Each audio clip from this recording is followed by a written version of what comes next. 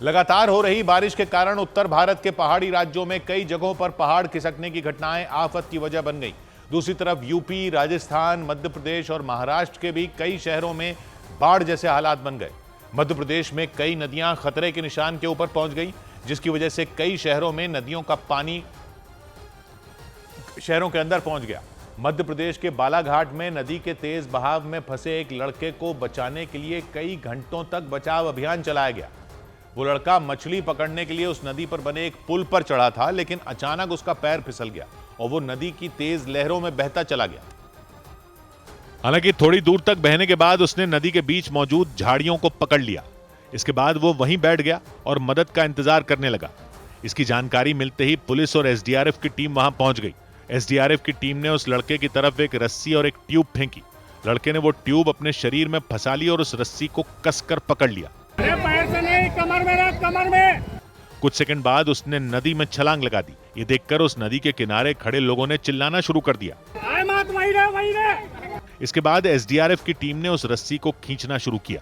इसकी वजह से वो लड़का नदी के किनारे की तरफ आता दिखाई दिया और थोड़ी ही देर में वो सही सलामत नदी से बाहर आ गया। मछली पकड़ने आए थे तो पैर स्लिप हो गया था और ऐसी कोई बात नहीं। इस हादसे को देखते हुए पुलिस ने लोगों से नदी नालों से दूर रहने की अपील की। बालाघाट के सभी निवासियों से मेरी ये अपील है कि अभी बरसात का समय, पानी बहुत ज्यादा है नदी नालों से दूर रहें। पुलिस के मुताबिक वो लड़का करीब 2 घंटे तक उस नदी के बीचों बीच फंसा रहा। हालांकि गनीमत ये रही कि एसडीआरएफ की टीम ने उसे सुरक्षित बाहर निकाल लिया।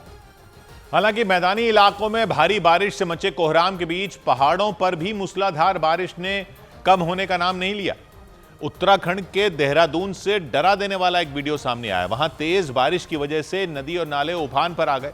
ऐसे ही एक नाले को पार करना एक कार वाले को भारी पड़ गया, क्योंकि पुल पर तेजी से बहते पानी की वजह से उनकी कार नाले में गिर गई, और वो भी लोगों के देखते देखते। देहरादून के विकासनगर इलाके में उस कार वाले को बरसाती नाला पार करना भारी पड़ गया, क्योंकि वो नाले को पार करने के लिए पुल पर चढ़ तो गए, लेकिन बीच रास्ते में जाकर उनकी कार अटक गई। पानी का बहाव इतना तेज था कि कार पुल से खिसकना शुरू हो गई। कार वाले ने पूरी ताकत लगाकर उसे पुल के दूसरी तरफ ले जाने की कोशिश की। हालांकि उनकी ये कोशिश नाकाम साबित हुई, क्योंकि लोगों की आंखों के सामने ही कार बहाव के साथ पहले थोड़ी बहुत हिली और फिर अचानक नाले में जा गिरी।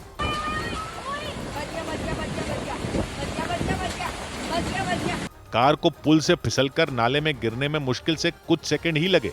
डर इसलिए भी ज्यादा था क्योंकि जब कार गिरी तो उसमें एक आदमी मौजूद था। हालांकि गनीमत यह रही कि वो कार नाले में गिरते ही किसी चीज में अटक गई और इससे कार में बैठे उस आदमी की जान बच गई। वरना बहाव को देखकर तो ऐसा लग रहा था जैसे वो कार एक ही झटके में कई किलोमीटर दूर तक चली जाती। बताया गया इस घटना के बाद आसपास के लोगों ने कार में बैठे उस आदमी को बाहर निकाल लिया। और उत्तराखंड के ही विकासनगर में तो तेज बारिश के बीच पहाड़ का एक हिस्सा भरभराकर सड़क पर आ गया। वहां लैंडस्लाइड की वजह से चकराता की तरफ जाने वाला रास्ता बंद हो गया। उस रास्ते पर गाड़ियों की कतार लग गई।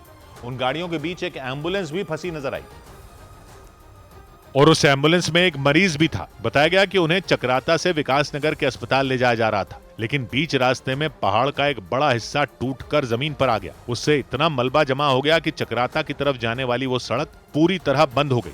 बीच में मलबे का ढेर नजर आया और दोनों तरफ गाड़ियों की लंबी लंबी कतार लगी दिखाई दी। इनमें कई गाड़ियां ऐसी भी रहीं जिनमें फल और सब्जियां थी। जैसे ही ये गाड़ियां अटकी, किसानों का गुस्सा फूट पड़ा। सबको नुकसान है। यहाँ पे टमाटर की फसल चल रही है, मिर्च की फसल चल रही है, हर चीज की फसल है, धनिया है, सारी दिक्कत है यहाँ पे जो है। हालांकि मलबा हटाने का काम शुरू कर दिया गया, लेकिन वहां मौजूद लोगों ने दावा किया कि बारिश की वजह से वहां लगातार पहाड़ों से मिट्टी और पत्थर के टुकड़े गिरते रहे। इसी वजह से रास्ता खुलने में करीब 3-4 घंटे का वक्त लग गया। और पहाड़ी राज्यों में भारी बारिश के बीच वहां बांधों से पानी छोड़े जाने के बाद उत्तर प्रदेश के प्रयागराज में गंगा और यमुना उफान पर आ गईं। दोनों नदियों का पानी खतरे के निशान के करीब पहुंच गया। नदियों का जलस्तर बढ़ने से उनके आसपास के इलाकों में बाढ़ जैसे हालात बन गए और कुंभ मेला क्षेत्र तो पूरी तरह डूब गया। 6 महीने पहले जहां लाखों लोगों का सैलाब जुटा था, वहां हर तरफ मटमैले पानी का कब्जा दिखाई दिया। पहाड़ी इलाकों में लगातार हो रही मूसलाधार बारिश का असर प्रयागराज में भी दिखाई दिया। बांधों से पानी छोड़े जाने के बाद वहां गंगा और यमुना नदी ने रौद्र रूप अख्तियार कर लिया। इस दौरान सबसे ज्यादा मुसीबत उन लोगों पर टूटी जो निचले इलाकों में रहते हैं, क्योंकि नदियों का पानी सड़कों से होते हुए लोगों के मकानों तक पहुंच गया। जिस सड़क पर पहले मोटर गाड़ियां फर्राटा भरती थी वहां अब नावें चल रही हैं और नावों के जरिए यहां पर लोग जाते हैं या दूसरी तरफ से घूमकर वो संगम तक जा सकते हैं। यानी संगम में स्नान करने वालों की मुश्किलें भी बढ़ गईं। कई लोगों को वहां से निराश होकर लौटना पड़ा। यहाँ पे अब बिल्कुल कुछ है ही नहीं स्नान करने जितना, तो अब बस हम यहीं से जाएंगे। आशंका जताई गई कि प्रयागराज में गंगा और यमुना का पानी जल्द ही खतरे के निशान को पार कर सकता है। इसीलिए प्रशासन ने लोगों से सतर्क रहने की अपील की। और प्रयागराज की तरह उत्तर प्रदेश के वाराणसी में भी गंगा नदी का जलस्तर खतरे के निशान के बेहद करीब पहुंच गया। वहां हुई लगातार भारी बारिश के बाद गंगा नदी के साथ उसकी सहायक नदी वरुणा का भी जलस्तर बढ़ गया और प्रशासन ने निचले इलाकों में रहने वाले लोगों को सतर्क रहने की सलाह दे दी, क्योंकि गंगा नदी में उफान आ गया और नदी के किनारे बने कई घाट बाढ़ के पानी में डूब गए। वाराणसी के नमो घाट पर हर तरफ सैलाब नजर आया और घाट पर बनी सीढ़ियां भी डूबी दिखाई दी। प्रशासन ने नमो घाट पर नीचे जाने पर रोक लगा दी। इसके साथ ही घाट पर फोटो खिंचवाने पर भी प्रतिबंध लगा दिया गया ताकि घाट पर जाने से लोगों को रोका जा सके। हालांकि प्रशासन के निर्देश के बावजूद वहां कुछ बच्चों समेत कई लोग मौजूद दिखे, इसलिए नमो घाट पर सुरक्षा कर्मियों की तैनाती कर दी गई।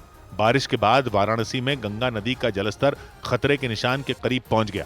बताया गया कि गंगा नदी का जलस्तर ऐसे ही तेजी से बढ़ता रहा तो घाट पर बना हेलीपैड भी इसकी चपेट में आ सकता है। वहां गंगा नदी के साथ उसकी सहायक नदी वरुणा में आई बाढ़ ने भी लोगों की मुश्किलें बढ़ा दी, इसलिए निचले इलाकों में रहने वाले लोगों के लिए अलर्ट जारी कर दिया गया।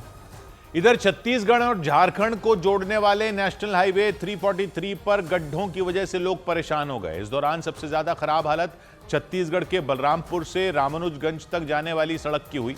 वहां कई किलोमीटर तक सड़क गड्ढों में तब्दील हो गई। बारिश का पानी उन गड्ढों में इकट्ठा हो गया और इसकी वजह से वहां से गुजरने वालों की मुश्किलें बढ़ गईं, क्योंकि वहां सड़क कम और गड्ढे ज्यादा दिखाई दिए। बारिश की वजह से उन गड्ढों में पानी भर गया और चारों तरफ कीचड़ का कब्जा दिखाई दिया। उस सड़क से आने जाने वाले लोग जान हथेली पर लेकर गड्ढों को पार करने के लिए मजबूर हो गए। सड़कें जो है अब नामो निशान मिट चुकी हैं। सड़कों की जगह सिर्फ गड्ढे ही गड्ढे दिखाई दे रहे हैं। वहीं इन गड्ढों में बरसात का पानी भर चुका है। छत्तीसगढ़ के बलरामपुर से गुजरने वाला वो हाईवे पूरी तरह दलदल में तब्दील हो गया। वहां कई गाड़ियां फंसती हुई नजर आईं। 4 पहिया वाहनों की तो हालत खराब दिखाई दी। यही वजह रही कि उस सड़क से गुजरने वाले लोग परेशान दिखे। गड्ढा ज्यादा है, पूरा टायर डूब जाता है, लगता है गाड़ी पलट जाएगी उस टाइप से चलने में। उस सड़क पर बड़े बड़े गड्ढे हो जाने की वजह से कई किलोमीटर तक जैम जैसे हालात हो गए। लोगों के मुताबिक सड़क से गुजरना उनके लिए सिरदर्द बन गया। हमें लगता है कि ये सड़क बन जाती तो अच्छी रहती, शायद हम लोग को चलने में आसानी हो जाती। बहुत ज्यादा दिक्कत हो रहा है। लोगों के मुताबिक सड़क की मरम्मत कराई गई थी, लेकिन दोबारा यही हालत देखने को मिली। उधर पंजाब पुलिस ने सेना के एक जवान को जासूसी के आरोप में गिरफ्तार कर लिया। पंजाब पुलिस ने देवेंद्र सिंह नाम के सेना के जवान को पाकिस्तान के लिए जासूसी करने के आरोप में गिरफ्तार करने का दावा किया। देवेंद्र सिंह जम्मू कश्मीर के बारामूला में तैनात हैं और वहीं से उनकी गिरफ्तारी हुई।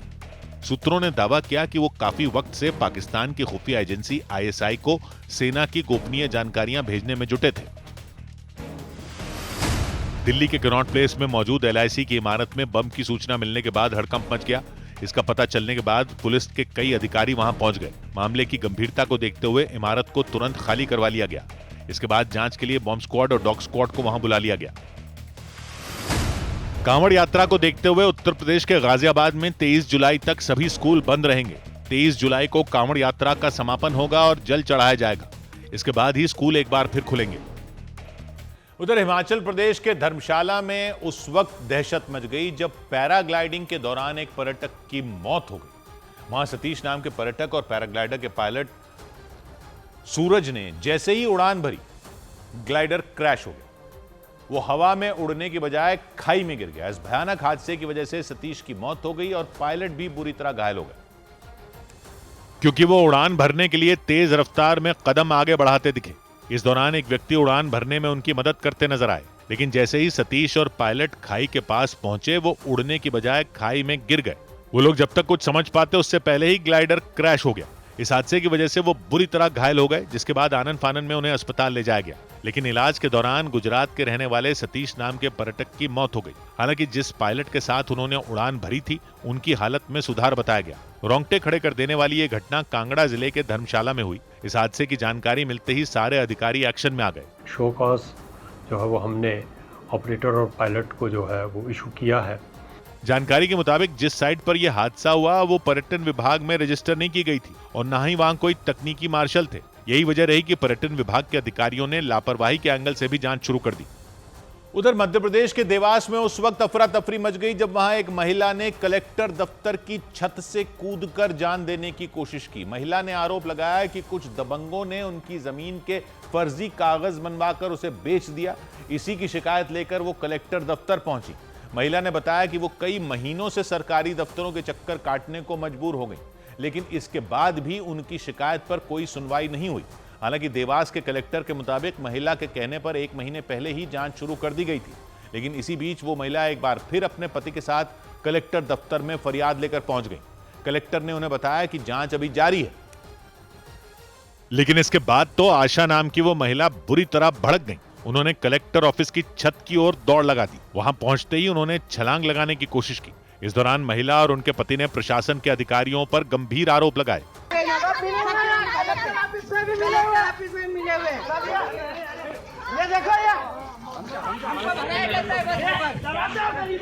पुलिस वालों ने आशा और उनके पति को पकड़ लिया, लेकिन इस घटना से देवास के कलेक्टर ऑफिस में खलबली मच गई। आशा ने बताया कि वहां हाट पीपलिया इलाके में उनकी एक जमीन है, लेकिन कुछ दबंगों ने कई साल पहले उसे फर्जी तरीके से बेच दिया था।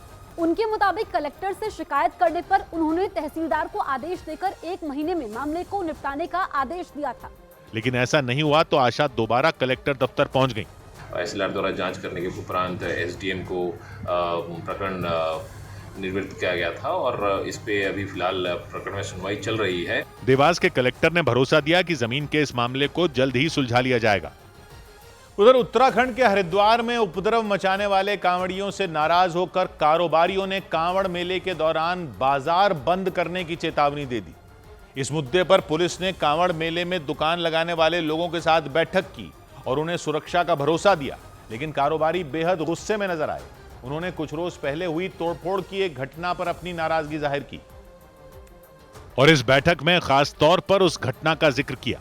उस दिन कांवड़ यात्रा में शामिल कुछ लोगों ने मामूली कहासुनी के बाद चश्मे की एक दुकान पर हमला कर दिया था। उन्होंने डंडों से मारकर दुकान में रखी सारी चीजें तोड़ दी थी। वो काफी देर तक वहां तोड़फोड़ करते रहे, लेकिन कोई भी उन्हें रोकने नहीं पहुंचा, जबकि वहां कई लोग इकट्ठा हो गए थे। इस तोड़फोड़ के बाद पूरे इलाके में दहशत मच गई। आसपास के दुकानदार खौफ से भर गए थे। उस घटना को लेकर कारोबारियों ने पुलिस के सामने अपनी नाराजगी जताई। ऐसा क्या इन कांवड़ियों को सिर पे बैठाना है, यहाँ पे आग लगवानी है क्या? हालत बद से ज्यादा बदतर हो चुका है। हमें आप बताएं कि हमें क्या करना है। उनकी समस्याओं को सुनने के बाद पुलिस अधिकारी ने उन्हें सुरक्षा का भरोसा दिया। साथ ही उपद्रव मचाने वाले कांवड़ियों पर सख्त कार्रवाई किए जाने का भी यकीन दिलाया। सहमति ये बनी है कि किसी भी प्रकार के हुड़दंगे या किसी प्रकार की गुंडागर्दी को बर्दाश्त नहीं किया जाएगा। पुलिस के मुताबिक कांवड़ मेला क्षेत्र में और जवान तैनात किए जाएंगे ताकि ऐसी घटनाओं पर वो तुरंत कार्रवाई कर सकें। उधर उत्तर प्रदेश और उत्तराखंड में कई जगहों पर कांवड़ियों पर फूल बरसाकर उनका स्वागत किया गया। उत्तराखंड के हरिद्वार में पुलिस के कई बड़े अधिकारियों ने श्रद्धालुओं पर फूलों की बारिश की। वहां कांवड़ मेला क्षेत्र में की गई व्यवस्था का जायजा लेने के लिए गढ़वाल मंडल के आईजी पहुंचे। उन्होंने श्रद्धालुओं की सुविधा बढ़ाने को लेकर पुलिस अधिकारियों को कई निर्देश दिए और इस दौरान कांवड़ लेकर जा रहे श्रद्धालुओं पर उन्होंने फूल बरसाए। गढ़वाल मंडल के आईजी राजीव स्वरूप ने उनकी कांवड़ यात्रा के सफल होने की कामना भी की।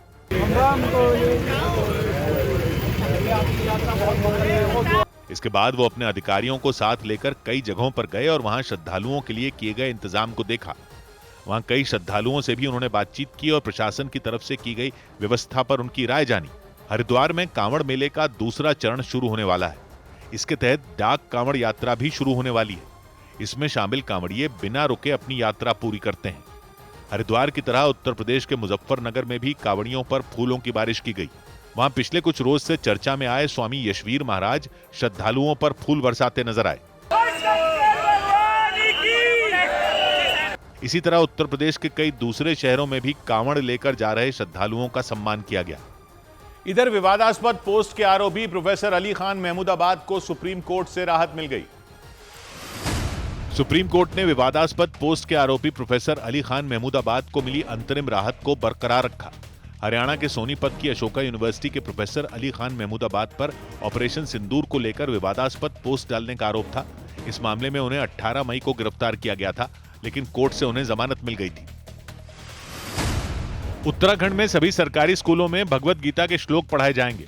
शिक्षा विभाग ने यह आदेश जारी किया। इसके मुताबिक छठी क्लास से लेकर 12वीं तक के छात्रों को संस्कृत के टीचर भगवत गीता पढ़ाएंगे। उत्तर प्रदेश के हरदोई में कॉलेज के कुछ छात्रों ने अपनी जान जोखिम में डालकर स्टंट किया। वो छात्र कमर तक एक कार की खिड़कियों से बाहर लटके दिखाई दिए। इस स्टंटबाजी की वजह से सड़क पर चल रहे दूसरे लोगों को काफी परेशानी हुई। उधर राजस्थान के झुंझुनू में कुछ बदमाशों ने सूरजगढ़ तहसील के काकोड़ा गांव के सरपंच की गाड़ी पर ऐसा धावा बोला कि देखने वालों का कलेजा मुंह को आ गया। उनकी कार पर बीच सड़क पर दिन दहाड़े हमला हुआ। दावा किया गया कि उन पर हमला करने के लिए फिल्मी अंदाज में 3 गाड़ियों से करीब 10 से 12 लोग पहुंचे और उन्होंने सूरजगढ़ तहसील के काकोड़ा गांव के सरपंच देवी सिंह ओला की गाड़ी को दोनों तरफ से दबोच लिया। सामान ढोने वाली एक गाड़ी आगे से उनकी गाड़ी को धक्का देती दिखी तो एक गाड़ी पीछे से, मतलब सरपंच की कार को उन दोनों गाड़ियों के बीच बुरी तरह फंसा दिया गया। इस बीच कुछ लोगों ने उनकी कार के सामने वाले शीशे पर डंडों से वार करना शुरू कर दिया। उनमें एक आदमी ड्राइवर वाली सीट की तरफ गया और उसने डंडे मारकर वहां का शीशा चकनाचूर कर दिया। इस बीच सामान ढोने वाली गाड़ियों ने अपनी जगह बदली। वो आगे की तरफ गईं और फिर तेजी से सरपंच की कार से जाकर टकराईं। उन लोगों ने सरपंच की कार का दरवाजा खोलकर अंदर बैठे लोगों को भी जमकर पीटा। बताया गया इस मारपीट में सरपंच देवी सिंह ओला को गंभीर चोटें आईं और उन्हें अस्पताल में भर्ती करना पड़ा और उनकी कार तो पूरी तरह बर्बाद हो गई। पुलिस ने दावा किया कि सरपंच देवी सिंह ओला को किसी पुराने विवाद की वजह से निशाना बनाया गया। हालांकि हमला किसने किया इसका पता नहीं चल पाया, लेकिन पुलिस ने आसपास लगे सीसीटीवी कैमरों की मदद से आरोपियों की पहचान शुरू कर दी। इधर मध्य प्रदेश के सीधी में सड़क की मांग करके चर्चा में आई सोशल मीडिया इन्फ्लुएंसर लीला साहू ने प्रदर्शन शुरू कर दिया। लीला साहू ने करीब 1 साल पहले सीधी के खड्डी खुर्द गांव में कच्ची सड़क की परेशानी बताते हुए एक वीडियो बनाया था जो अचानक सोशल मीडिया पर वायरल हो गया। उस वीडियो में वो ये मांग करती नजर आई थी कि वो गर्भवती हैं और गांव में सड़क न होने की वजह से उनके गांव तक एम्बुलेंस नहीं पहुंच पाती। इसके जवाब में सीधी से सांसद राजेश मिश्रा ने उन्हें उनकी डिलीवरी की तारीख बताने को कह दिया था और यह वादा किया था कि वो लीला साहू को अस्पताल तक पहुंचाने के लिए हेलीकॉप्टर भिजवा देंगे। इसी के बाद इस मुद्दे ने तूल पकड़ लिया और इसी के बाद मीडिया इन्फ्लुएंसर लीला साहू की अगुवाई में सीधी के खड्डी खुर्द गांव की महिलाएं और बच्चे सड़क की मांग के लिए प्रदर्शन करते नजर आए। इस दौरान लीला साहू ने सीधी के सांसद राजेश मिश्रा पर भी निशाना साधा, क्योंकि उन्होंने लीला साहू के वीडियो का जवाब देते हुए उन्हें यह कह दिया था कि जब भी उनकी डिलीवरी की तारीख आएगी वो बताएं तो उन्हें हेलीकॉप्टर से उठवा लिया जाएगा।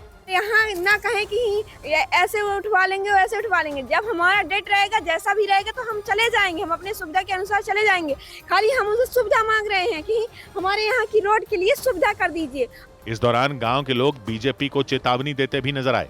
अगर ये रोड नहीं बनेगा तो बीजेपी को वोट नहीं देंगे। बताया गया कि सीधी के खड्डी खुर्द गांव की सड़क का वो हिस्सा करीब 10 किलोमीटर लंबा है जहां कीचड़ की वजह से लोगों को मुसीबत झेलनी पड़ती है। गांव वालों के मुताबिक वहां पक्की सड़क बनवाने की मांग पहले भी कई बार की जा चुकी है, लेकिन प्रशासन ने उनकी समस्या की तरफ ध्यान नहीं दिया। उधर बिहार की राजधानी पटना में एक प्राइवेट बीमा कंपनी के मैनेजर के स्कूटर को कुएं से निकालकर सड़क तक ले जाने में पुलिस वालों के पसीने छूट गए। कंकड़बाग के रहने वाले अभिषेक वरुण नाम के बीमा कंपनी के मैनेजर का शव संदिग्ध हालात में 30 फीट गहरे और सूखे कुएं में मिला था। पुलिस को उसी कुएं से उनका स्कूटर भी मिला था। पुलिस ने अभिषेक की मौत के पीछे हादसे की आशंका जताई थी, जबकि परिवार ने दावा किया कि अभिषेक की साजिश के तहत हत्या की गई। हालांकि बाद में पुलिस ने सीढ़ी लगाकर करीब 10 घंटे बाद उनके शव को कुएं से बाहर निकाला। किसी तरह स्कूटर को भी कुएं से बाहर निकाला गया। जिस जगह पर कुआं है वहां से सड़क की दूरी करीब 200 मीटर है और उसी वजह से पुलिस वालों को अभिषेक वरुण के स्कूटर को सड़क तक लाने के लिए जुगाड़ का सहारा लेना पड़ा। स्कूटर बंद था और इसीलिए उसे चलाकर ले जाना संभव नहीं था। इसी वजह से स्कूटर में एक मोटी रस्सी बांधी गई और उसमें एक बांस लगाया गया। इसके बाद दोनों तरफ से एक एक पुलिस वाला उसे खींचने में जुट गया, जबकि 2 लोग उसे पीछे से धक्का देते नजर आए।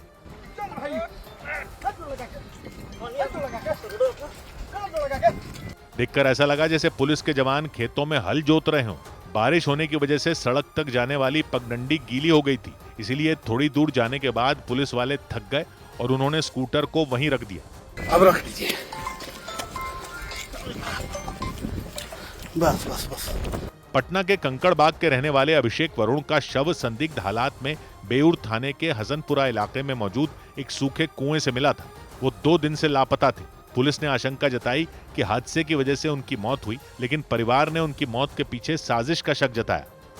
इधर देश के अलग अलग शहरों में टोल प्लाजा पर मारपीट की खबरों के बीच राजस्थान के हनुमानगढ़ से भी इसी तरह का चौंका देने वाला मामला सामने आया। वहां एक कार सवार के साथ हुए झगड़े में एक टोल कर्मी ने ईंट से हमला कर दिया। उसने वो ईंट सीधे उस कार सवार के सिर पर दे मारी। जो व्यक्ति कार चला रहे थे उनका नाम अनिल कुमार है। उन्होंने बताया कि उनके पास टोल प्लाजा से आने जाने का पास था, लेकिन इसके बाद भी टोल कर्मचारी ने उनसे पैसे मांगे। अनिल कुमार के मुताबिक पैसे देने से इनकार करने पर उनके साथ बदसलूकी की गई और देखते ही देखते बात इतनी ज्यादा बढ़ गई कि मारपीट की नौबत आ गई। इसी बीच टोल कर्मी ने एक ईंट उठाकर कार से आए अनिल कुमार के सिर पर वार कर दिया। रोंगटे खड़े कर देने वाला मामला हनुमानगढ़ के कोहला नाम के टोल प्लाजा का रहा। टोल कर्मचारी से हुई बहस के बाद अनिल कुमार अपनी कार से बाहर आ गए। वो जैसे ही टोल बूथ की ओर बढ़े, वहां मौजूद कर्मचारी ने उन पर हाथ छोड़ दिया। इसके बाद तो दोनों के बीच हाथापाई हो गई। वो एक दूसरे पर टूट पड़े। इसी दौरान वो कर्मचारी अचानक झुक गया और उसने नीचे पड़ी ईंट को उठाकर सीधे अनिल कुमार के सिर पर मार दिया। ईंट लगते ही वो जमीन पर गिर गए। इस हमले में कार चालक अनिल कुमार बुरी तरह घायल हो गए। उन्होंने आरोप लगाया कि टोल प्लाजा से आने जाने का पास होने के बावजूद उनसे पैसे मांगे गए। मैं आईडी दिखा लेकिन जहाँ सारा जानकार है वो ऊपर ऑर्डर है मारना 20 लाख से। कार सवार की शिकायत पर पुलिस ने मामले की जांच शुरू कर दी। 100 बात की एक बात यह कि टोल प्लाजा पर मारपीट तो हदें पार करती जा रही। कहीं टोल कर्मियों को पीट दिया जाता है, लेकिन ऐसा भी बहुत हो रहा है कि टोल कर्मी ही गुंडागर्दी पर उतर आते हैं। हनुमानगढ़ में टोल कर्मी ने एक कार वाले के सिर में ईंट मार दी। कार वाले का कहना था कि उनके पास आने जाने का पास है, लेकिन टोल कर्मी ने कहा कि पैसे तो देने पड़ेंगे। दोनों में जो भी सही हो, लेकिन ईंट कैसे मार सकते हो पब्लिक को? पब्लिक से डीलिंग वाली किसी खिड़की पर आप बैठे हो तो आप ईंट कैसे मार सकते हो? भले ही ये लोग ठेकेदार के आदमी होते हो, लेकिन पब्लिक के लिए तो टोल सरकारी वसूली है ना। ठेका जिसने भी उठाया उसको अगर पब्लिक से डील करना नहीं आता और ऐसे लोग बैठा रखे हैं जो ईंट मार देंगे कोई बहस हुई तो ऐसे लोगों को ठेका मिला कैसे? ठेका दिया किसने? और दे दिया तो अब कैंसिल क्यों नहीं होगा ऐसे लोगों का टोल लेने का ठेका, अगर वो पब्लिक को ईंट उठाकर मारेंगे तो? भले ही टोल कर्मी सही भी हो, तब भी अगर वो ईंट मार रहा है तो ठेका कैंसिल क्यों नहीं होगा? यह बात भी सही है कि कई लोग टोल वालों से भी मारपीट करते हैं और गुंडागर्दी करते हैं, तो उन लोगों को पकड़िए आप, उनको सीधा कीजिए कानून से। लेकिन टोल कर्मी जो मारपीट करते हैं तो वो तो सरकार के नुमाइंदे हैं ना, वो गुंडागर्दी करेंगे तो ठेकेदार का ठेका कैंसिल क्यों नहीं होगा? और ठेके कैंसिल कब होते हैं? और जब जान से मार देंगे ये टोल वाले तब ठेके कैंसिल होंगे, या किसी दिन किसी मंत्री की गाड़ी फंसेगी तब कैंसिल होंगे? कब तक पब्लिक ये टोल के गुंडे बर्दाश्त करती रहेगी? 100 बात की एक बात। उधर मध्य प्रदेश के ग्वालियर में बांध के गेट खोले जाने के बाद कई इलाकों पर खतरा मंडराने लग गया। मध्य प्रदेश के ग्वालियर में भारी बारिश के बाद तिघरा बांध ओवरफ्लो हो गया। वहां प्रशासन ने तिघरा बांध के कई गेट खोल दिए और लाखों लीटर पानी एक साथ छोड़ दिया। एनसीईआरटी ने 8वीं कक्षा की सामाजिक विज्ञान की किताब में कई बड़े बदलाव किए, जिनमें मुगल शासक बाबर को क्रूर विजेता बताया गया। अकबर और औरंगजेब के चैप्टर में भी बदलाव किए गए। किताब में औरंगजेब को मंदिर और गुरुद्वारे तोड़ने वाला बताया गया। सीबीएसई यानी केंद्रीय माध्यमिक शिक्षा बोर्ड ने छात्रों की सेहत को लेकर बड़ा कदम उठाया। सीबीएसई ने सभी स्कूलों को निर्देश जारी किया कि वो स्कूलों में खाने में इस्तेमाल होने वाले तेल की मात्रा को लेकर जानकारी देने वाले बोर्ड लगाएं। सीबीएसई ने स्कूलों की कैंटीन में जंक फूड की खपत को कम करने और बच्चों को पौष्टिक आहार दिए जाने का भी निर्देश दिया। इधर उत्तर प्रदेश के हापुड़ से चौंका देने वाला एक मामला सामने आया। वहां माधव माहेश्वरी नाम के व्यक्ति ने बताया कि उन्होंने online food delivery app Swiggy से पनीर रोल ऑर्डर किया था, लेकिन उन्होंने दावा किया कि उन्हें पनीर रोल की जगह एग रोल दे दिया गया। माधव माहेश्वरी के मुताबिक इस बात का पता चलने के बाद उनके पैरों तले जमीन खिसक गई, क्योंकि माधव के मुताबिक वो शाकाहारी हैं।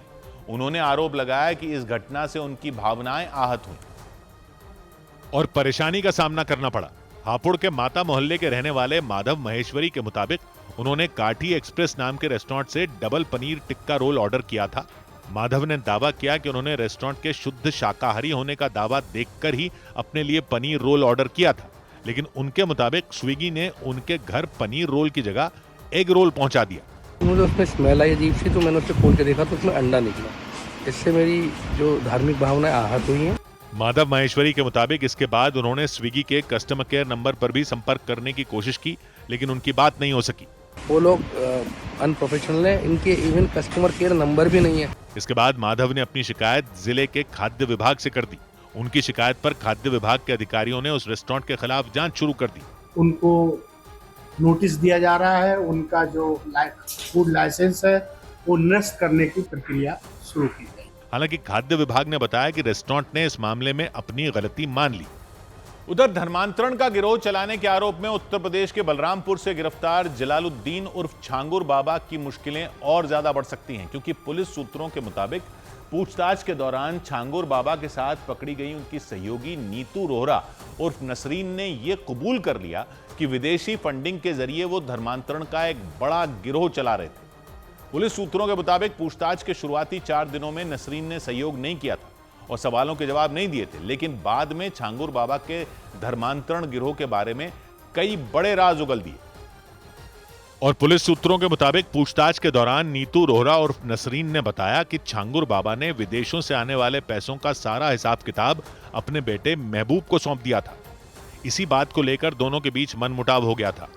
सूत्रों के मुताबिक नसरीन ने पूछताछ में जानकारी दी कि खाड़ी देशों से कई मौलाना बलरामपुर आते थे और छांगुर बाबा की कोठी पर ही रुकते थे, और वहीं पर ये सिखाया जाता था कि लोगों का धर्म परिवर्तन कैसे करवाना है, कैसे लोगों का ब्रेन वॉश करवाना है। मतलब नसरीन के मुताबिक छांगुर बाबा की बलरामपुर वाली कोठी धर्मांतरण का ट्रेनिंग कैंप थी। पुलिस सूत्रों के मुताबिक नसरीन ने बताया कि छांगुर बाबा से मिलने के लिए नेपाल से भी कई लोग बलरामपुर आते रहते थे। सूत्र बताते हैं कि नसरीन ने छांगुर बाबा के विदेश भागने वाले प्लान की भी पोल खोल कर रख दी। पुलिस सूत्रों के मुताबिक नसरीन ने जानकारी दी कि पकड़े जाने से कुछ दिन पहले ही छांगुर बाबा ने मोटी रकम अपने कुछ करीबियों के खातों में भेज दी थी, ताकि पुलिस और ईडी की जांच में खुद को बचा सके। इस सब के बीच छांगुर बाबा के खिलाफ कई पीड़ित परिवारों ने खुलकर आरोप लगाए। उत्तर प्रदेश के गाजियाबाद की रहने वाली एक महिला ने बताया कि उनकी बहन 2019 में अचानक लापता हो गई थी। उन्होंने बदर सिद्दीकी नाम के लड़के पर अपनी बहन को गायब करने का आरोप लगाया। उन्होंने न्यूज़ 18 से बातचीत में दावा किया कि बदर सिद्दीकी का सीधा कनेक्शन छांगुर बाबा के धर्मांतरण गिरोह से था। उन्होंने यह भी दावा किया कि खुद को जिम ट्रेनर बताने वाले बदर सिद्दीकी ने दिल्ली, नोएडा और गाजियाबाद की 1 या 2 नहीं बल्कि कई लड़कियों को अपने प्रेम जाल में फंसाया था। और उसी ने 2019 में पूरी साजिश के तहत उनकी बहन को भी धर्मांतरण के लिए गायब किया था। का छांगुर का मेन आदमी है। मेरी यही रिक्वेस्ट है कि सीएम योगी जी से और प्रधानमंत्री जी से कि इस आदमी को पकड़ा जाए। ये सऊदी में है। गाजियाबाद से 2019 में लापता हुई उनकी बहन का 6 साल में कुछ भी पता नहीं चला।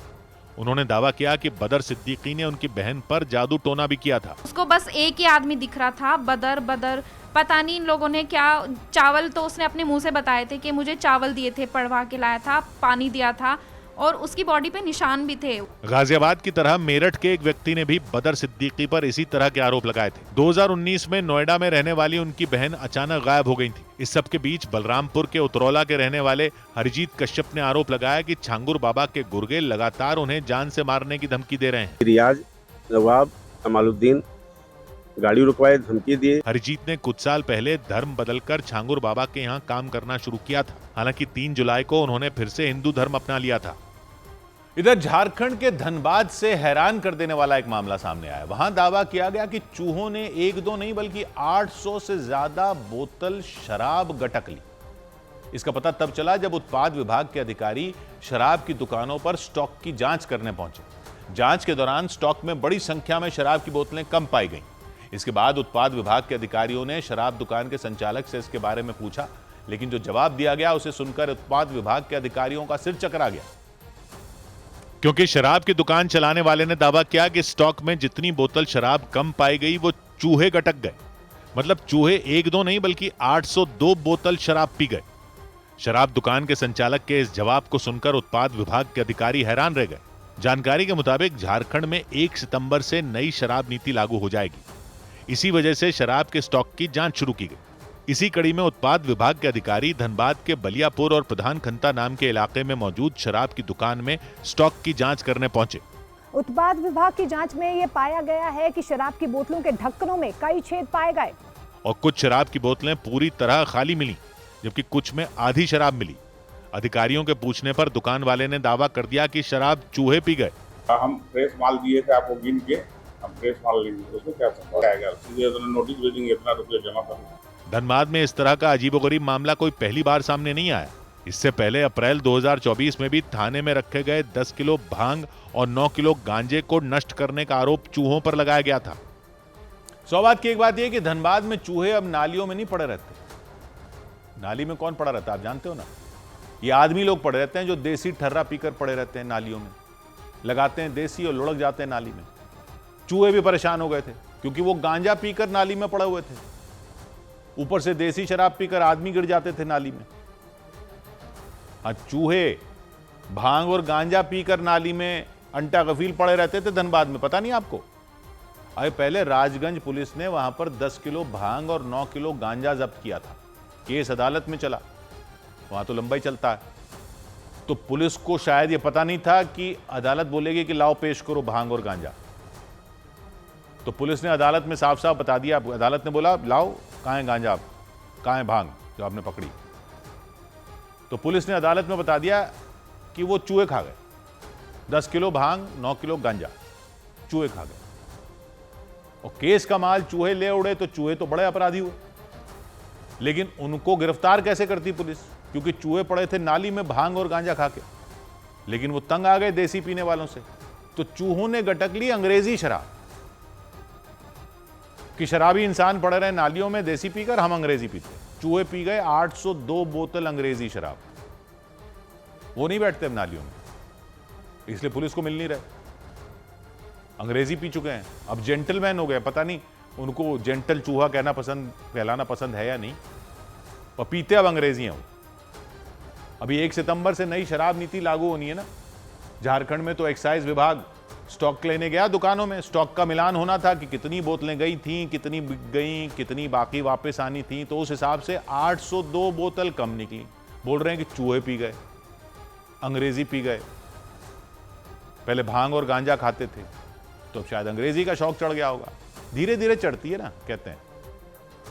100 बात की एक बात। उधर पटना एयरपोर्ट पर बड़ा विमान हादसा टल गया। पटना एयरपोर्ट पर उस वक्त खलबली मच गई जब इंडिगो एयरलाइंस का एक विमान ठीक से लैंड नहीं कर पाया। बताया गया कि दिल्ली से 174 यात्रियों को लेकर उड़ा वो विमान लैंडिंग के वक्त रनवे पर आगे निकल गया। हालांकि पायलट ने खतरे को भांप लिया और दोबारा उड़ान भर दी। इसके कुछ देर बाद वो विमान सुरक्षित तरीके से लैंड हुआ। एयर इंडिया ने अस्थायी रूप से बंद कुछ अंतर्राष्ट्रीय उड़ानों को फिर से शुरू करने की घोषणा कर दी। एयर इंडिया के मुताबिक 1 अगस्त से कुछ अंतर्राष्ट्रीय उड़ानें दोबारा शुरू होंगी और 1 अक्टूबर से सभी उड़ानों को पूरी तरह से बहाल कर दिया जाएगा। 12 जून को अहमदाबाद में हुए विमान हादसे के बाद एयर इंडिया ने कुछ अंतर्राष्ट्रीय उड़ानों को अस्थायी रूप से बंद कर दिया था। दिल्ली सरकार ने नया आदेश जारी किया जिसके मुताबिक कोई भी मंत्री या विधायक किसी डीएम, एडीएम या एसडीएम को किसी बैठक में तभी बुला सकेंगे जब उन्हें मुख्य सचिव से इसकी मंजूरी मिल जाएगी। आदेश के मुताबिक बहुत जरूरी होने पर ही ये अधिकारी बैठक में शामिल होंगे, क्योंकि गैर जरूरी बैठकों में जाने से उनके काम पर असर पड़ता है। इधर हरियाणा के हिसार में एक होटल मैनेजर की पीट कर हत्या कर दी गई। होटल के कर्मचारियों के मुताबिक 2 लोग हाथों में डंडे लेकर वहां आए और होटल मैनेजर से कुछ बातचीत करने लग गए। थोड़ी देर बाद अचानक उनमें एक आदमी ने उन पर हमला कर दिया और उन्हें एक के बाद एक कई डंडे मारे। इस दौरान वो बचने के लिए पीछे हटते दिखाई दिए, लेकिन उस आदमी के हाथ नहीं रुके। वो लगातार उन पर डंडे बरसाता रहा। उस होटल के काउंटर के पास एक और आदमी खड़ा दिखाई दिया। आरोप लगा कि उसने भी उन पर कई वार किए। उस होटल के कर्मचारियों के मुताबिक इसके बाद वो होटल मैनेजर बड़ी मुश्किल से खड़े हुए और उन्हें धक्का मारकर बाहर की तरफ भाग गए, लेकिन वो दोनों उनके पीछे पीछे वहां भी चले गए और उन्हें जमकर मारा। इसकी वजह से वो बेसुध होकर जमीन पर गिर गए। इसके बाद कुछ लोग उन्हें अस्पताल ले गए, लेकिन वहां पहुंचते ही डॉक्टरों ने उन्हें मृत घोषित कर दिया। जानकारी के मुताबिक वो दोनों बातचीत करने के बहाने वहां आए थे और आते ही उन्हें मारना शुरू कर दिया था। उधर बिहार के सिवान में एक आरोपी की पिटाई पर आरजेडी के विधायक बच्चा पांडे पुलिस वालों पर भड़क गए। उन्होंने थाने जाकर वहां पुलिस अधिकारी के सामने ही खूब हंगामा किया। इस दौरान बच्चा पांडे ने पुलिस के काम करने के तरीके पर भी सवाल उठाए। हंगामे की शुरुआत तब हुई जब पुलिस ने एक लड़की को भगाकर ले जाने के मामले में एक लड़के को गिरफ्तार किया, लेकिन आरजेडी विधायक बच्चा पांडे ने दावा किया कि पुलिस ने गलत लड़के को पकड़ लिया, जबकि असली आरोपी आराम से अपने घर में बैठा था। यही नहीं, उन्होंने आरोप लगाया कि थाने में पुलिस ने उस लड़के की बुरी तरह पिटाई भी कर दी। और इसके बाद उनका गुस्सा पुलिस वालों पर फूट पड़ा। वो सीवान के पचरुखी थाने में पहुंच गए, जहां पुलिस ने आरोपी को गिरफ्तार कर हवालात में बंद कर दिया था। वहां पहुंचते ही विधायक बच्चा पांडे का पारा 7वें आसमान पर पहुंच गया। उन्होंने दावा किया कि जिस लड़के को गिरफ्तार किया गया वो निर्दोष है। आपसे एक अपराधी को मरता नहीं है और शरीर को उठा के लेकर डंडा मार देते हैं। क्या इसका क्या मतलब है? गुनाह है, गोली मार दीजिए, बगल में है, क्या दिक्कत है? सिवान की बड़हरिया विधानसभा सीट से आरजेडी विधायक बच्चा पांडे के मुताबिक जिस केस में पुलिस ने ये कार्रवाई की उसका असली आरोपी कोई और है। इस दौरान उन्होंने पुलिस के काम करने के तरीके पर भी सवाल उठा दिए। अब कितना अपराधी पकड़े हैं बताइए हमको? अब कितना पकड़े हैं? जब से आपने गोली कितना अपराधी पकड़े हैं? आप लोग खुद करवाते हैं, दारू बेचवाते हैं, अपराध करवाते हैं। उन्होंने आरोप लगाया कि पुलिस ने उस लड़के को थाने में इतना मारा कि वो ठीक से चल भी नहीं पा रहा। उनके तमाम दावों को थाने में बैठे पुलिस अधिकारी चुपचाप सुनते रहे। इधर राजस्थान के जालौर में ड्रग्स तस्करी के मामले में पकड़ी गई सोशल मीडिया इन्फ्लुएंसर भंवरी उर्फ भाविका चौधरी को 5 दिन की पुलिस रिमांड पर भेज दिया गया। इस दौरान पुलिस उनसे पूछताछ करेगी और यह पता लगाने की कोशिश करेगी कि ड्रग्स तस्करी का यह रैकेट कहां से चलाया जा रहा था। भंवरी उर्फ भाविका चौधरी को पुलिस ने राजस्थान के जालौर से गिरफ्तार किया था और पुलिस के मुताबिक उन्हें ड्रग्स तस्करी के आरोप में गिरफ्तार किया गया था। भंवरी उर्फ भाविका चौधरी के इंस्टाग्राम पर हजारों फॉलोअर्स हैं और वो राजस्थान का जाना पहचाना चेहरा है। पुलिस के मुताबिक उसे ये जानकारी मिली थी कि एक महिला राजस्थान रोडवेज की बस से ड्रग्स लेकर गुजरात की तरफ जा रही है। इसके बाद पुलिस ने उस बस को रुकवाकर भंवरी उर्फ भाविका चौधरी समेत बाकी यात्रियों की भी तलाशी ली थी। पुलिस के मुताबिक इस दौरान उसे भाविका चौधरी के पास से 150 ग्राम से ज्यादा MD नाम के ड्रग्स मिले थे। महिला को बस से उतारा, चेक किया, चेक करने के उसके पास में 152 ग्राम MD मिफिड्रोन जब्त की गई। इस मामले के सामने आने के बाद सोशल मीडिया इन्फ्लुएंसर भंवरी उर्फ भाविका चौधरी को 5 दिन की पुलिस रिमांड पर भेज दिया गया। इस दौरान पुलिस उनसे पूछताछ करेगी और ये पता लगाने की कोशिश करेगी कि उन्हें वो ड्रग्स कहां से मिले और वो उन्हें कहां पहुंचाने जा रही थी। पुलिस को उम्मीद है कि इससे राजस्थान और गुजरात में फैले ड्रग्स के बड़े रैकेट का पर्दाफाश करने में कामयाबी मिल सकती है। उधर झारखंड के बोकारो में 5 लाख रुपए के इनामी नक्सली को मार गिराने का दावा किया गया।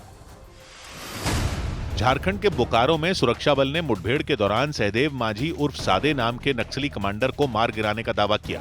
सर्च ऑपरेशन के दौरान सुरक्षा बल ने उसके पास से AK-47 राइफल भी बरामद की। सुरक्षा बल के मुताबिक सहदेव माझी कई नक्सली हमलों में शामिल था और उस पर 5 लाख रुपए का इनाम था। बांग्लादेश में भारत के मशहूर फिल्मकार सत्यजीत राय के पैतृक आवास को गिराए जाने पर विदेश मंत्रालय ने आपत्ति जताई। सत्यजीत राय का जन्म बांग्लादेश के मैमनसिंह इलाके में हुआ था। बाद में उनका परिवार भारत आकर बस गया था। विदेश मंत्रालय ने बांग्लादेश सरकार से उनकी पैतृक संपत्ति को संरक्षित करने में सहयोग करने की पेशकश की। महाराष्ट्र के सीएम देवेंद्र फडणवीस ने उद्धव ठाकरे को साथ आने का खुला ऑफर दे दिया। महाराष्ट्र विधान परिषद में भाषण देते हुए मुख्यमंत्री ने मुस्कुराते हुए उद्धव ठाकरे को सरकार में शामिल होने का ऑफर दिया। आम्हाला तिकडे याचा स्कोप उरला नाही, पण तुम्हाला इकडे याचा स्कोप विचार करता येईल। महाराष्ट्र के उप मुख्यमंत्री एकनाथ शिंदे ने मुंबई के विधान भवन के बाहर टेस्ला कार की टेस्ट ड्राइव ली। एकनाथ शिंदे सफेद रंग की टेस्ला कार से विधान भवन पहुंचे। एक रोज पहले मुंबई के बांद्रा कुर्ला कॉम्प्लेक्स में टेस्ला शोरूम का उद्घाटन सीएम देवेंद्र फडणवीस ने किया था। इधर उत्तर प्रदेश के सोनभद्र में एक प्राइवेट अस्पताल में ऑपरेशन के दौरान एक महिला की मौत पर भड़के उनके परिवार वालों ने खूब हंगामा किया। परिवार वालों ने इलाज में लापरवाही बरतने का आरोप लगाते हुए अस्पताल में तोड़फोड़ शुरू कर दी। जानकारी मिलने पर पुलिस के कई बड़े अधिकारी वहां पहुंचे और उन्हें समझा बुझाकर किसी तरह हंगामे को शांत कराया। लेकिन इससे पहले महिला की मौत पर भड़के उनके परिवार वालों ने अस्पताल पर अपना गुस्सा उतारा। उन्होंने इलाज में लापरवाही बरतने का आरोप लगाते हुए वहां की कई खिड़कियों दरवाजों के शीशे तोड़ दिए। इसके साथ ही उन्होंने वहां रखे गमलों को भी निशाना बनाया। अस्पताल प्रशासन ने हंगामे की जानकारी तुरंत पुलिस को दी, जिसके बाद वहां पहुंची पुलिस ने तोड़फोड़ कर रहे लोगों को बहुत समझाया।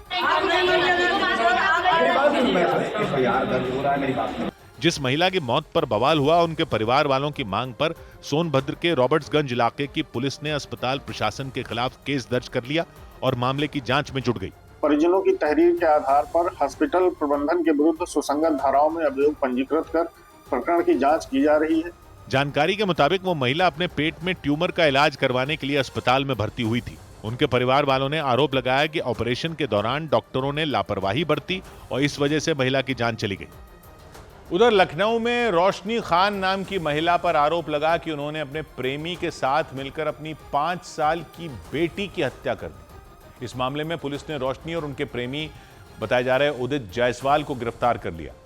पुलिस सूत्रों के मुताबिक रोशनी ने अपने पति को फंसाने के लिए बेटी की गला दबाकर हत्या कर दी। दावा किया गया कि इसके बाद उन्होंने पुलिस को कॉल कर पति पर बेटी की हत्या का आरोप लगा दिया। पुलिस के मुताबिक 10 साल पहले रोशनी की शादी कैसरबाग के खंदारी बाजार में रहने वाले शाहरुख से हुई थी।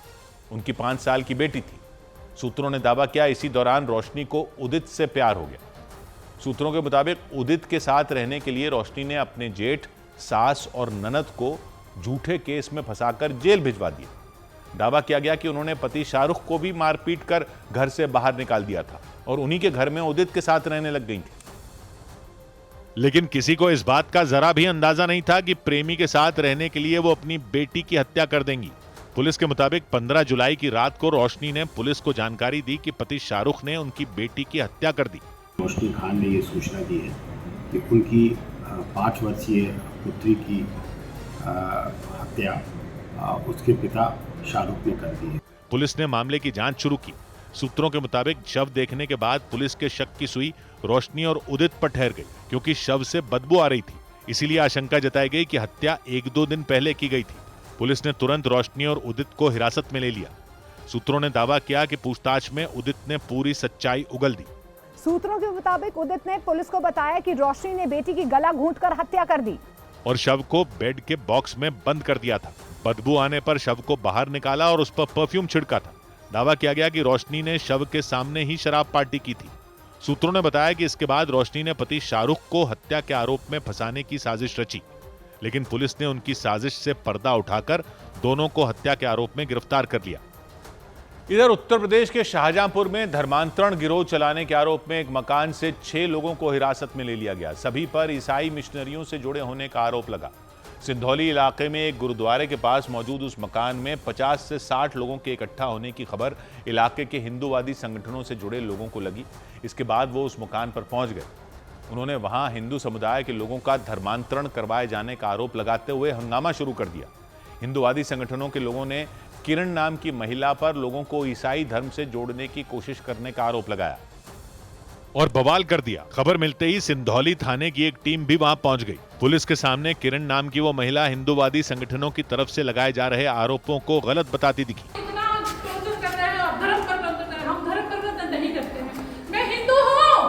जबकि हंगामा कर रहे हिंदूवादी संगठनों के लोग बार बार किरण को गिरफ्तार करने की मांग करते रहे। नौटंकी नहीं होगी, फटाफट उठाइए। सुनिए भाई, हमसे नौटंकी नहीं होगी, हम सुनिए, आप इसीलिए बुलाए। हिंदूवादी संगठनों से जुड़े लोगों ने आरोप लगाया कि लंबे वक्त से वहां धर्मांतरण का गिरोह चलाया जा रहा था। पूरा शाहजहांपुर लव जिहाद का और धर्मांतरण ईसाईकरण का अड्डा बन चुका है। पुलिस ने धर्मांतरण का गिरोह चलाने के आरोप में 6 लोगों को हिरासत में लेकर जांच शुरू कर दी। फिलहाल इसमें 6 लोगों को हिरासत में लिया गया है और बैंक अकाउंट्स इत्यादि की तहकीकात की जा रही है। उनका क्या मकसद था। पुलिस ने छापेमारी के दौरान उस मकान से ईसाई धर्म से जुड़ी कुछ किताबें, चिन्ह और सामान बरामद किया। इधर दिल्ली के पास उत्तर प्रदेश के ग्रेटर नोएडा में गांजा सप्लाई करने वाले एक गिरोह का भंडाफोड़ कर दिया गया। पुलिस ने करीब 41 किलो गांजे के साथ उस गिरोह के 6 सदस्यों को गिरफ्तार किया। पुलिस के मुताबिक वो लोग मेघालय की राजधानी शिलोंग से कुरियर के जरिए गांजा मंगवाते थे और फिर उसे दिल्ली एनसीआर के अलग अलग इलाकों में बेच दिया जाता था। गांजे की सप्लाई करने वाले इस गिरोह के 6 सदस्यों को ग्रेटर नोएडा में इकोटेक 3 थाने की पुलिस ने पकड़ा। पुलिस वालों ने आरोपियों से पूछताछ की तो वो भी चौंक गए, क्योंकि इस गैंग का मुखिया बताया जाने वाला सारांश तो इंजीनियर निकला। कुछ अभियुक्त हैं, वो बीटेक हैं, पढ़े लिखे लड़के हैं। पुलिस के मुताबिक आरोपियों ने बताया कि वो दिल्ली से करीब 2000 किलोमीटर दूर मेघालय की राजधानी शिलोंग से गांजा मंगवाते थे और उसे कुरियर के जरिए ग्रेटर नोएडा तक पहुंचाया जाता था। यह लोग एनसीआर क्षेत्रों में स्टूडेंट्स तथा फैक्ट्री में काम करने वाले लोगों को इसकी सप्लाई करते थे।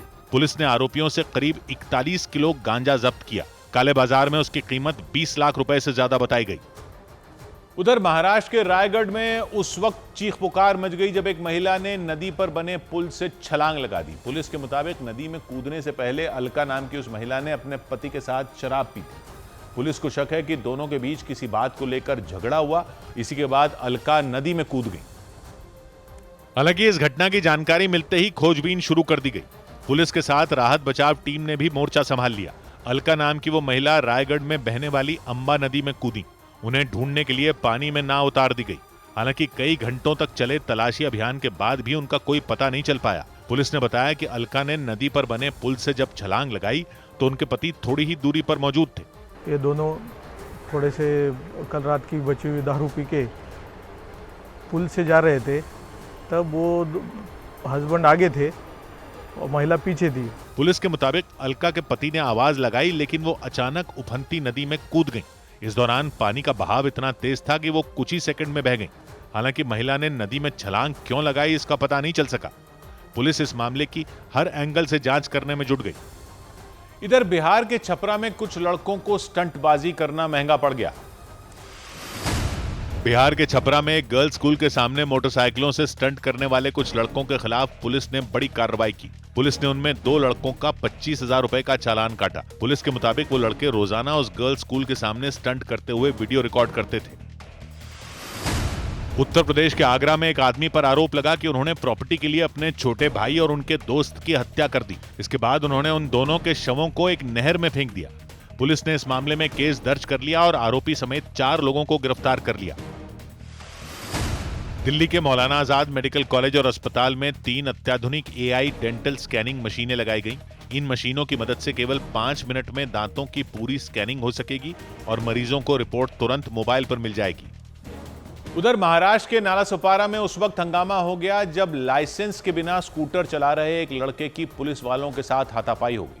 आरोप लगा कि ट्रैफिक पुलिसकर्मी ने जब पार्थ नारकर नाम के उस लड़के से लाइसेंस मांगा तो वो उनसे भिड़ गया। इतना ही नहीं, उसने गुस्से में अपने पिता को भी वहां बुला लिया और उसके पिता एक पुलिस वाले के साथ हाथापाई करते दिखे। इस दौरान उस लड़के ने पुलिस वाले को जमीन पर धक्का दे दिया। पुलिसकर्मी उसके साथ सड़क पर गिर गए क्योंकि उन्होंने पुलिसकर्मी की गर्दन पकड़ रखी थी। देखते ही देखते वो लड़का पुलिसकर्मी पर लातें बरसाने लग गया। हालांकि वहां मौजूद लोग बीच बचाव करते दिखे। इस दौरान सड़क पर लोगों की भीड़ लग गई। वहां खड़े दूसरे पुलिस वाले भी उस लड़के को वहां से हटाते नजर आए, लेकिन गुस्से से बौखलाए लड़के ने किसी की एक नहीं सुनी। वो दोबारा उस पुलिसकर्मी को मारने के लिए आगे बढ़ा। इस बीच उसके पिता ने पुलिसकर्मी को जमीन पर दबोच रखा था। वहां मौजूद लोग उन्हें शांत करते दिखे। चौंका देने वाला ये मामला नालासोपारा के नगीनदास पाड़ा इलाके का रहा। जानकारी के मुताबिक ट्रैफिक पुलिस वालों ने उस लड़के को बिना लाइसेंस के ड्राइविंग करने पर पकड़ लिया था। इस बात पर वो भड़क गया और गुस्से में आकर अपने पिता को बुला लिया। इधर झारखंड के धनबाद में सरकारी अस्पताल में इलाज के लिए ऑनलाइन रजिस्ट्रेशन करवाना मरीजों के लिए मुसीबत बन गया। वहां नई डिजिटल प्रक्रिया लागू की गई जिसके तहत इलाज के लिए आए मरीजों को पहले अपने स्मार्टफोन पर एक ऐप डाउनलोड करना पड़ेगा, फिर उसमें रजिस्ट्रेशन करना होगा, फिर जाकर उन्हें एक पर्ची मिलेगी जिससे उनका इलाज शुरू होगा। लेकिन यह प्रक्रिया दूर दराज से आए गरीब मरीजों के लिए परेशानी का सबब बन गई क्योंकि कुछ मरीजों के पास स्मार्टफोन नहीं है। वहीं इनमें जिन मरीजों के पास स्मार्टफोन है उन्हें न तो ऐप डाउनलोड करना आ रहा है, न ही उसे चलाना। वहां इलाज के लिए आए एक मरीज के मुताबिक स्मार्टफोन नहीं होने की वजह से घंटों लाइन में लगने के बाद भी उनका इलाज नहीं हुआ। सर हमारे पास मोबाइल नहीं है, वो कहता है बिना मोबाइल का हम नहीं एडमिशन लेंगे, ठीक है, और नहीं आपको देखेंगे, भागिए यहाँ से। वहीं उस अस्पताल में आई एक दूसरी मरीज भी इस नई डिजिटल प्रक्रिया से परेशान नजर आई। अगर मोबाइल सभी का हाथ में रहता तो क्या तकलीफ होता है इंसान को? क्यों न प्राइवेट में दिखाता है, सरकारी में क्यों आता है? हालांकि उस सरकारी अस्पताल के प्रभारी अधीक्षक के मुताबिक मरीजों की सहूलियत के लिए उन्होंने ऑफलाइन रजिस्ट्रेशन की व्यवस्था भी चालू कर दी। वैसे केसेस में जहाँ पर सचमुच में दिक्कत है तो ऑफलाइन के लिए निर्देशित कर दिया गया है। इसके अलावा उन्होंने रजिस्ट्रेशन काउंटर के पास टैबलेट भी लगा दिए ताकि जिन लोगों के पास स्मार्टफोन न हो वो रजिस्ट्रेशन करवा सकें। आवारा कुत्तों के हमलों की ऐसी खबरों के बीच कर्नाटक के हुबली से भी डरा देने वाला एक मामला सामने आया। वहां एक बच्ची पर 2 कुत्तों ने अचानक हमला कर दिया। वो बच्ची खेलती हुई सड़क से गुजर रही थी, तभी उन कुत्तों ने उस पर झपट्टा मार दिया और झपट्टा मारते ही वो बच्ची सड़क पर गिर गई। फिर तो वो दोनों कुत्ते उसे खींचते हुए सड़क के किनारे लगी घास पर ले गए। इस दौरान वो बच्ची छटपटाती रही और खुद को बचाने की कोशिश करती रही, लेकिन वो उनका मुकाबला नहीं कर पाई और वो दोनों उसे कुछ दूर तक घसीटते दिखाई दिए। इस बीच उन्होंने उस बच्ची की टी शर्ट को अपने जबड़े से दबाए रखा। कर्नाटक के हुबली जिले के एक इलाके में वो बच्ची सड़क से गुजर रही थी, जबकि वो कुत्ते एक गाड़ी के पीछे खड़े थे। उस गाड़ी के नजदीक उस बच्ची के पहुंचते ही वो उस पर झपट पड़े। ऐसा लगा मानो वो वहां छिपकर उसका इंतजार कर रहे हों। उनमें पहले काले रंग के कुत्ते ने उस पर हमला किया, लेकिन इसके बाद उसके साथ मौजूद दूसरा कुत्ता भी उस पर टूट पड़ा और वो बच्ची चीख पड़ी। उन दोनों ने उसे नोचने की कोशिश की, लेकिन उस बच्ची ने भी हार नहीं मानी। वो वहां चीखती चिल्लाती रही और शोर मचाकर उसने उन कुत्तों को खदेड़ दिया। सौभाग्य की एक बात यह कि आवारा कुत्तों के मामले में सुप्रीम कोर्ट ने ही एबीसी पढ़ा दी। एबीसी, कॉलोनियों में आवारा कुत्तों को खाना खिलाने वालों को आखिर सुप्रीम कोर्ट ने भी कह दिया कि अगर कोई चिन्हित जगह नहीं है खाना खिलाने की, तो आप अपने घर में क्यों नहीं खिलाते आवारा कुत्तों को। हालांकि कुत्तों से प्यार करने वाले कई लोग सुप्रीम कोर्ट की ऐसी टिप्पणी से सहमत नहीं हैं, लेकिन जिन लोगों को कुत्तों से डर लगता है या जो आवारा कुत्तों के हमलों के शिकार हो चुके हैं, उनको जरूर कुछ उम्मीद जगी है कि शायद अब इस समस्या पर अधिकारियों का भी ध्यान जाए। क्योंकि सुप्रीम कोर्ट में केस यह था कि रीमा शाह नाम की एक महिला ने पिटीशन लगाई कि वो नोएडा में आवारा कुत्तों को खाना खिलाती हैं तो उनको परेशान किया जाता है। नोएडा अथॉरिटी के लोग उनको और उनके जैसे और लोगों को रोकते हैं जो आवारा कुत्तों को खाना खिलाते हैं। उनकी दलील यह थी कि सुप्रीम कोर्ट ने 2023 में एबीसी रूल्स बना दिए थे, लेकिन उनका पालन नहीं हो रहा। तो नोएडा अथॉरिटी को आदेश दो कि एक तो वो एबीसी रूल्स के तहत आवारा कुत्तों को खाना खिलाने के लिए जगहें चिन्हित करें, और दूसरा यह कि जो आवारा कुत्तों को खाना खिलाते हैं उन पर कोई एक्शन न लिया जाए। तो ये एबीसी रूल्स क्या है? एबीसी यानी animal birth control. Supreme court में ही बहुत लंबे चले मामले के बाद ये एबीसी यानी एनिमल बर्थ कंट्रोल नियम फाइनल हुए थे। इन नियमों के तहत ही यह तय किया जाता है कि देश में जानवरों को नुकसान पहुंचाए बिना उनकी आबादी को कैसे कंट्रोल किया जाए। इन नियमों के तहत ही देखा जाता है कि जानवरों पर कोई अत्याचार ना हो। इन नियमों के तहत नगर पालिकाओं को आवारा जानवरों की नसबंदी करनी होती है ताकि इनको कोई नुकसान भी ना हो और कोई इनको मारे भी नहीं और इनकी आबादी भी ना बढ़े। इन्हीं एबीसी नियमों के तहत रूल 20 यानी नियम नंबर 20 कहता है कि कॉलोनियों की रेजिडेंस वेलफेयर एसोसिएशनों या नगर पालिकाओं या दूसरे नगर निकायों को आवारा पशुओं के लिए खास जगहें चिन्हित करनी है जहां उनको लोग खाना दे सकें। इसी नियम का हवाला दिया रीमा शाह के वकील ने कोर्ट में कि नोएडा में ये जगहें चिन्हित ही नहीं की गई हैं, तो जो लोग आवारा कुत्तों को खाना खिलाते हैं उनको तंग किया जाता है। इस पर अदालत ने कहा कि तो क्या हर गली हर सड़क ऐसे बड़े दिल वाले लोगों के लिए छोड़ दें क्या?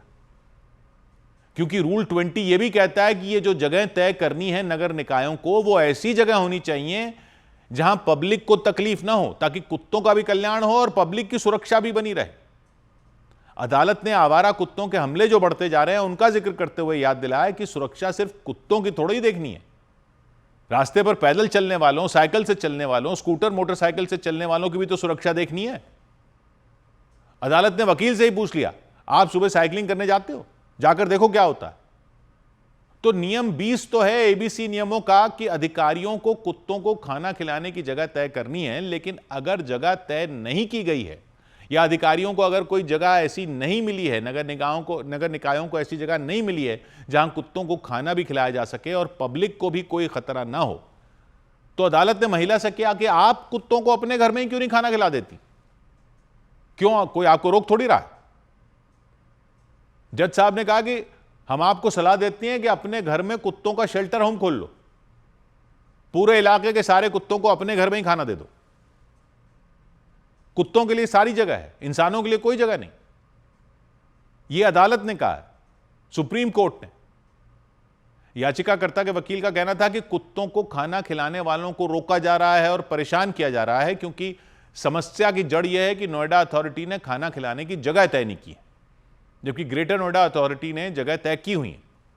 लेकिन अदालत ने साफ कहा कि आवारा कुत्तों को खाना खिलाना किसी का फंडामेंटल राइट नहीं है, किसी का मौलिक अधिकार नहीं है। आपको खाना खिलाना है, कुत्तों को अपने घर ले जाओ। यानी अदालत की ऐसी टिप्पणियों के बाद सारा जो फोकस है आवारा कुत्तों के मामले में, सारा फोकस हो गया है पब्लिक सेफ्टी पर। पब्लिक की सुरक्षा पहले आती है। कुत्तों के अधिकारों और कुत्तों से प्यार करने वालों के अधिकारों का मामला पब्लिक सेफ्टी से ऊपर नहीं है। कहीं भी अगर आवारा कुत्तों को खिलाना शुरू कर दिया जाता है तो उस जगह तो कुत्तों की तादाद बढ़ जाती है, और वो तो बेजुबान जानवर हैं। कुत्तों की गलती थोड़ी है। कुत्तों को लगता है वहां जो भी आ रहा है वो उनको खाना देगा, और कई लोग कुत्तों से डरते हैं, तो कुत्ते उनकी तरफ खाने की उम्मीद से आते हैं तो या तो वो पीछे हटते हैं या दौड़ते हैं या कुत्तों पर ही हमला कर देते हैं। और कुत्ते ठहरे जानवर, वो अपने बचाव में और आक्रामक हो जाते हैं। ये कई जगहों पर कई लोगों ने अपने साथ होते हुए देखा है। तो कुत्तों को प्यार करने वालों को यह भी तो समझना पड़ेगा। वही इशारा सुप्रीम कोर्ट ने भी किया कि नियमों को सिर्फ एक ही चश्मे से थोड़ी देख सकते हैं। आए दिन गलियों में आवारा कुत्तों के हमलों की खबरें आती हैं, लोगों की जान तक जा चुकी है, छोटे बच्चों की जान जा चुकी है। नगर पालिकाओं के स्तर पर नसबंदी का काम नहीं हो रहा, वो तो साफ दिख रहा है। अगर कुत्तों की नसबंदी सही तरीके से हो रही होती तो ये नौबत ही नहीं आती। तो नगर पालिकाओं की तो जिम्मेदारी है ही, लेकिन कुत्तों को खाना खिलाने वालों की कोई जिम्मेदारी नहीं बनती क्या? पिछले साल करीब 22 लाख लोगों को आवारा कुत्तों ने काटा देश में। इनमें 5 लाख से ज्यादा तो बच्चे थे। कई बच्चों की जान चली गई। मेरठ में एक 6 साल के बच्चे की जान चली गई थी, तो कुत्तों को खाना खिलाने वालों के खिलाफ बहुत गुस्सा हो गया था पब्लिक में। जाहिर सी बात है, कुत्तों को खाना खिलाने वाले तो ये काम प्रेम से कर रहे हैं, पशु सेवा के भाव से कर रहे हैं। लेकिन यह भी तो हकीकत है कि इससे कई समस्याएं भी खड़ी हो रही हैं। और कुत्तों से प्रेम नहीं करना कोई पाप थोड़ी है। कुत्तों से कई लोगों को डर लगता है, भाई लगता है, उनका डर वाजिब है। आवारा कुत्तों के काटने से रेबीज जैसी खतरनाक बीमारी हो सकती है। दुनिया भर में जितने लोगों को रेबीज होती है उसके 35% भारत में होते हैं। यानी हर 3 में 1 रेबीज का केस भारत में आता है। दुनिया भर में हर साल लगभग 6000 लोगों को रेबीज हो जाती है। तो यह तो सीरियस मामला है। नगर पालिकाओं ने कुत्तों को टीका लगाना है, उनकी नसबंदी करनी है, वो तो हो नहीं रहा। उस पर भी कुछ अदालत ही एक्शन ले तो ले। एक अनुमान है देश में 6 करोड़ आवारा कुत्ते हैं, और पिछले 3 साल में पता है कितनों की नसबंदी हुई? 25 लाख की भी नहीं हुई। 25 लाख की भी नसबंदी नहीं हुई। कहां 6 करोड़, कहां 25 लाख। तो एबीसी नियम जिनकी बार बार दुहाई दी जाती है, उनमें सिर्फ यह थोड़ी है कि कुत्तों को खाना खिलाने के लिए जगह तय करो। नियमों में तो यह भी है ना कि कुत्तों की नसबंदी करो, उनको वैक्सीन लगाओ। तो वो तो हो नहीं रहा। तो जो लोग खाना खिलाने के लिए इतनी लड़ाई लड़ रहे हैं, वो ये नसबंदी करवाने की और टीका लगाने की लड़ाई भी तो लड़े। वो ठीकरा सिर्फ नगर पालिकाओं पर फोड़ना है, तब भी आप भी तो वो लड़ाई लड़िए। और खाना ये मिलने की उम्मीद में जो कुत्ते आक्रामक हो जाते हैं, उनकी जिम्मेदारी किसकी है? लोग कई सड़कों से आना जाना छोड़ देते हैं। कोई कुत्ते कई बार इतने आक्रामक हो जाते हैं वहां पर। नगर पालिकाओं से तो जवाब लेना ही चाहिए, लेकिन कुत्तों को कहीं खाना खिलाने देने से प्रॉब्लम बढ़ती है, कम तो नहीं हो रही। कुत्तों से प्रेम सिर्फ खाना खिलाने तक है तो फिर वो कीजिए जो सुप्रीम कोर्ट ने कहा कि खिलाना है तो अपने घर में ले जाओ, वहां खिलाओ। कोर्ट ने कह दिया कुत्तों को खाना खिलाना कोई फंडामेंटल राइट नहीं है। 100 बात की एक बात। इधर आईसीसी ने स्लो ओवर रेट के लिए इंग्लैंड की क्रिकेट टीम पर कार्रवाई कर दी। भारत के खिलाफ लॉर्ड्स के मैदान पर हुए तीसरे टेस्ट मैच में इंग्लैंड की क्रिकेट टीम को स्लो ओवर रेट का दोषी पाते हुए आईसीसी ने कड़ा एक्शन लिया। इंग्लैंड की टीम के वर्ल्ड टेस्ट चैंपियनशिप के 2 अंक काट लिए गए। इसके अलावा इंग्लैंड के कप्तान बेन स्टोक्स पर मैच फीस का 10% जुर्माना भी लगाया गया। भारत और इंग्लैंड के बीच हुए तीसरे टेस्ट मैच के बाद आईसीसी ने जो नई रैंकिंग जारी की, उसमें इंग्लैंड के बल्लेबाज जो रूट एक बार फिर टेस्ट क्रिकेट में नंबर 1 बल्लेबाज बन गए। उन्होंने इंग्लैंड के ही हैरी ब्रुक को पछाड़कर पहला पायदान हासिल किया। वहीं टेस्ट क्रिकेट में आईसीसी की गेंदबाजों की रैंकिंग में जसप्रीत बुमराह टॉप पर बने रहे। इसके अलावा लॉर्ड्स टेस्ट में जबरदस्त प्रदर्शन करने वाले रविंद्र जडेजा भी ऑलराउंडरों की रैंकिंग में पहले पायदान पर बरकरार रहे। जापान के टोक्यो में चल रही बैडमिंटन चैंपियनशिप जापान ओपन में पुरुषों के सिंगल्स मुकाबले में भारतीय खिलाड़ी लक्ष्य सेन ने अपना पहला मैच जीत लिया। उन्होंने चीन के खिलाड़ी को 21-11, 21-18 से मात दी। उनके साथ ही पुरुषों के डबल्स मुकाबले में स्वास्तिक और चिराग की जोड़ी ने भी जीत के साथ अगले राउंड में जगह बना ली। बड़ी खबर आई सीरिया में इजरायल के हमलों से जुड़ी। खबर है कि सीरिया में सेना के मुख्यालय पर हुई बमबारी के बाद भी वहां इजरायल के हमलों ने रुकने का नाम नहीं लिया। दावा किया गया कि इजरायल की सेना ने 24 घंटे के अंदर सीरिया के अलग अलग इलाकों पर 250 से ज्यादा हमले कर दिए। इजरायल की इस कार्रवाई के बाद पश्चिम एशिया पर एक बार फिर बड़ा खतरा मंडराने लग गया, क्योंकि गाजा में चल रही लड़ाई के बीच सीरिया में भी युद्ध छिड़ने की आशंका बढ़ गई। ऐसा इसलिए क्योंकि खबर है कि सीरिया में किए गए हमले के बाद इजरायल के प्रधानमंत्री ने एक बैठक की। दावा है इस बैठक के बाद सीरिया पर हमले बढ़ने के संकेत मिले, क्योंकि गाजा में हमास से जारी जंग के बीच इजरायल ने सीरिया में वहां की सेना के मुख्यालय पर भीषण बमबारी कर खलबली मचा दी। खबर है कि इजरायल की सेना ने वहां खतरनाक मिसाइलों के साथ साथ आत्मघाती ड्रोन से भी हमले किए। इस दौरान सीरिया की राजधानी दमिश्क में इतने तगड़े धमाके हुए कि वहां रहने वाले लोग डर के मारे सहम गए, क्योंकि इजरायल की फौज ने एक ही झटके में बेहिसाब बारूद की बारिश कर दी। इस हमले में सीरिया की सेना का मुख्यालय और उसके आसपास मौजूद इमारतें जबरदस्त धमाकों से थर्रा उठी। सीरिया की राजधानी दमिश्क में मौजूद सेना के मुख्यालय पर बम की तरह फटने वाले ड्रोन के साथ मिसाइलें भी गिराई गईं। वहां थोड़ी ही देर में इतने ज्यादा विस्फोट हुए कि पूरा इलाका धुआं-धुआं हो गया।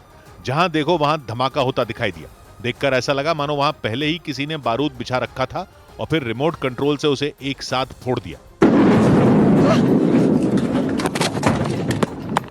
इजरायल का यह हमला सीरिया के सुवेदा प्रांत में हुई हिंसक झड़प के बाद हुआ। सुवेदा में सीरिया की सरकार के समर्थकों और विरोधियों के बीच झड़प हुई थी, जिसमें करीब 50 लोग मारे गए थे।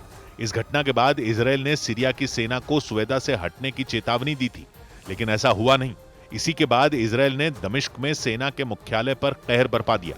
खबर है कि सीरिया से बढ़े टकराव के बीच इजरायल गाजा में युद्ध लड़ रहे अपने कुछ सैनिकों को सीरिया के मोर्चे पर तैनात कर सकता है। उधर ईरान में भारतीय दूतावास ने भारतीय नागरिकों के लिए नए दिशा निर्देश जारी कर दिए।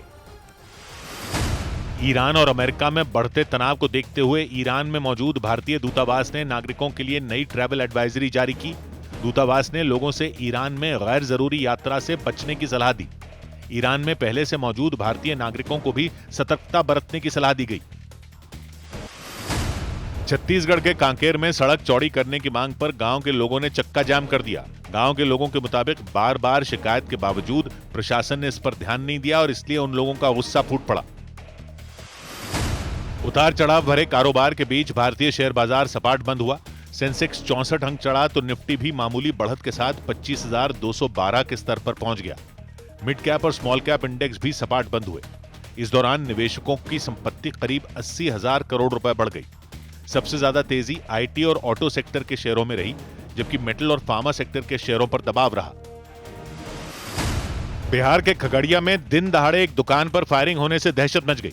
एक मोटरसाइकिल पर सवार नकाबपोश लोगों ने दुकान में फायरिंग की, जिसमें दुकानदार बाल बाल बचे। इस घटना की जानकारी मिलने पर पुलिस ने आरोपियों की तलाश तेज कर दी।